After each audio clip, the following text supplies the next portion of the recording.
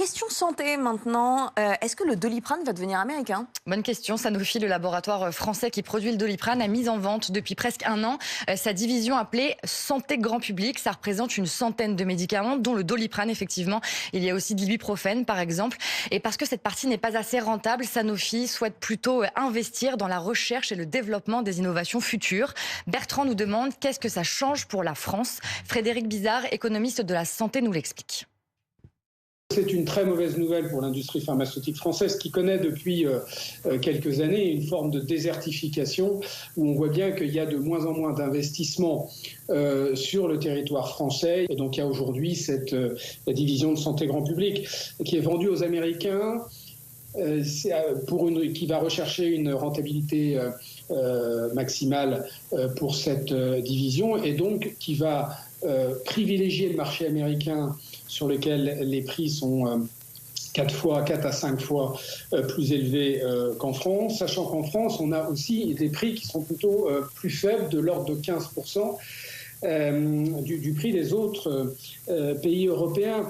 Donc on voit bien que d'une part, Sanofi est une société française qui a des rapports assez étroits avec l'État, avec le ministère de la Santé, et donc il y a une forme d'obligation de santé publique. Il y a des droits et devoirs envers la France, et ce n'est évidemment plus le cas d'un fonds américain qui va privilégier la rentabilité à la santé publique, voire même qui ne se sentira sans aucune obligation de santé publique vis-à-vis de la France.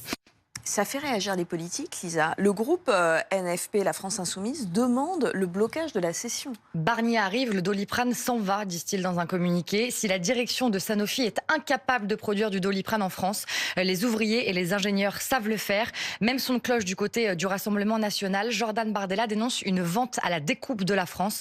Il serait incompréhensible que l'État laisse faire. Et c'est vrai que ce changement stratégique de Sanofi a forcément un impact concret sur la vie des salariés. Cette filiale qui produit le Doliprane et qui part aux États-Unis emploie 11 000 personnes en France. Du fait de nos coûts de production qui sont assez élevés, du fait d'un modèle social qui entraîne des coûts de production importants avec des charges importantes, je vois mal comment les usines peuvent rester en France à moyen terme. Donc on a un savoir-faire très important sur le marché américain et le marché américain est souvent servi par des produits fabriqués aussi en Asie. Donc à moyen long terme, il est clair que ces 11 000 salariés sont clairement menacés. Mais une source proche du fonds américain CDNR a confié à BFM TV que l'entreprise française restera en France et continuera à se développer en France. Les capacités de production resteront en France. La question d'Isabelle, quel impact sur nos armoires à pharmacie? Et le Doliprane, c'est le médicament que tout le monde a chez soi. Les médecins le prescrivent très fréquemment, voire facilement. Alors le temps que tout se mette en place, ça ne devrait pas avoir d'impact tout de suite. Mais d'ici 2-3 ans, le Doliprane pourrait devenir une denrée rare. Écoutez. Le projet de loi de financement de sécurité sociale pour 2025 prévoit encore des baisses de prix à hauteur de plus d'1 milliard d'euros pour l'année prochaine.